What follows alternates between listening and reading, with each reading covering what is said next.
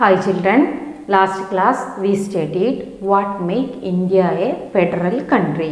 Then we studied about three lists, central list, state list and concurrent list. Today's our topic is about how is federalism practiced. How is federalism practiced in India? So constitutional provisions are necessary for the success of federalism. Constitutional provisions are necessary for the success of federalism. Not only the reason why the constitutional provisions are the reason for the success of federalism in India. So what is the main reason for federalism succeeded in India? India is following a democratic nature of government. That is another reason why federalism or the experiment of federalism became a success in India.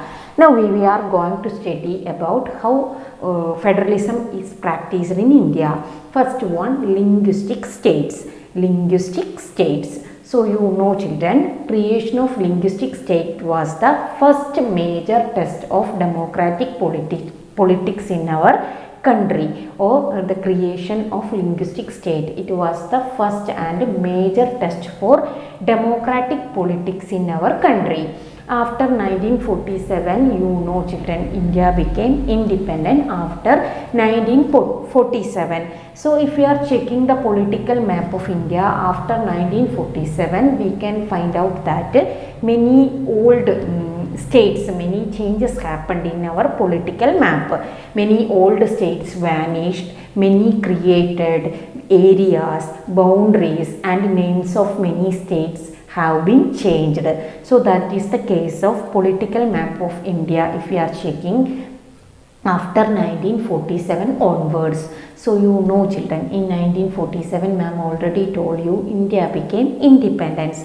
After independence we got freedom, that you know, but India faced many challenges. So you studied in 8th standard what are the challenges faced in independent India. Refugees problem, disintegration of princely states, then formation of linguistic state, like that many problems faced by the independent India. Now one main problem, that is reorganization of state or the formation of linguistic state, that is another important problem. So many states are formed, you know children. That time India is divided into many princely states. Among these many states demanded they want separate state based on language. So the first demand, it started the state Andhra Pradesh. So 1953 Andhra Pradesh state was formed. When they want separate state based on Telugu speaking people, and they demanded they want Andhra Pradesh. That time the Indian government or the important political leaders, they were not ready to accept their demand, and they thought that it will create disintegration among the people, or it will create disunity among the people. But what happened? The demand became more rigid, or one of the person called Poti Sriramulu, he demanded he want Andhra Pradesh, and he started hunger strike. And after 56 days hunger strike, what happened? Poti Sriramulu died. Then the situation became more worse. Finally what happened? The state recognition commission or commission was set up. JVP committee. Okay, Jawaharlal Nehru, Vallabhbhai Patel, Pattabi Sitaramaiah, they together a state reorganization committee was set up, and the committee was accepted the formation of linguistic state, and finally the state was formed. The first formed state was Andhra Pradesh. After the formation of Andhra Pradesh, you know children, many other states they demanded they want separate state. So Kannada speaking people, they together formed Karnataka. Malayalam speaking people, they demanded Kerala state. So in that way many states are formed. So this is about a linguistic state. Then ma'am told you many states are formed based on language, which language they spoke, based on that many states are formed. Besides this, many other type of states also formed. Some states are formed based on ethnicity, some states are formed based on culture and geography. Okay, so some types of example for such types of state we can tell: Nagaland, Jharkhand, Uttarakhand. These all are some example for such types of states. Next one, language policy. Second test for Indian Federation is the language policy. So language policy is the second test for Indian Federation. Okay, language policy. Our constitution did not give the status of national language to any one language. Our constitution did not give the status of national language to any one language. Hindi was identified as the official language, but Hindi was identified as the official language, but Hindi is the mother tongue of only 40% of people. It is the mother tongue of only 40% of Indians in India. So there were many safeguards to the protect of other language. So that is why besides Hindi, 21 scheduled languages are there in India. So how many scheduled languages are there in India? 22 languages, including Hindi. There are 22 scheduled languages are there in India. And any candidate, those who are attending any exam, central level examination, can opt any one language. And state to have their own official languages. So all the states in India have their own official languages, and most of the government official works are taken place with their own official languages of concerned states. In the concerned state, which all are the official languages, these languages are using for the official purpose in each state.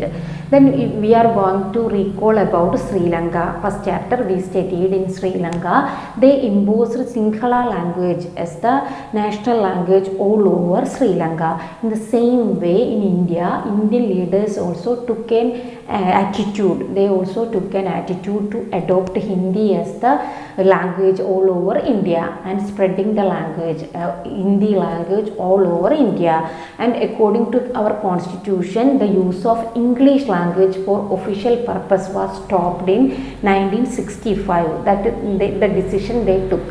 But what happened? Many of the non-Hindi speaking states, they demanded English to be continued, and in Tamil Nadu it became a problem and it became violent in Tamil Nadu. So ma'am told in Tamil Nadu they are not at all studying Hindi language. So how the Hindi language is only using for official purpose, they will agree it? No, they opposed it, and in Tamil Nadu it became violent.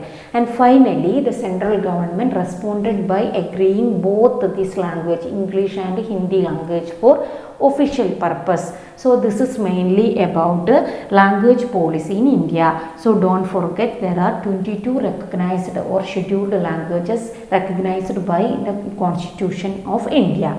Now our next topic is about the central state relation. Okay, so reconstructing the central state relation is one more way in which federalism has been strengthened in practice. So ma'am told you for a long time, if you are looking, the same party ruled both the central government, central and state. Both central and state is ruled by the same party. It meant that the state government did not exercise their right as autonomous federal unit. Okay, then after that, as when the ruling party at the state level was different, both central and state level, the ruling party is different, means what will happen? It will reduce the power of the state. So in those days, what happened? The central government, they often misused the constitution. They often misused the constitution to dismiss the state government that were controlled by rival parties. So all this made some changes significantly after 1990. This period we can see that the emergence of many regional political parties, okay, in the country, and this was also a beginning of coalition government. Then ma'am taught you what is coalition government.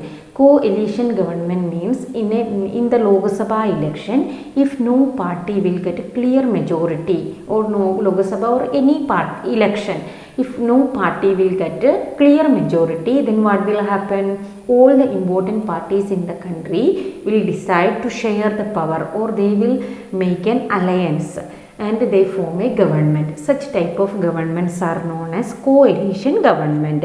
So we can see 1990 onwards, it is an era of coalition government at the central.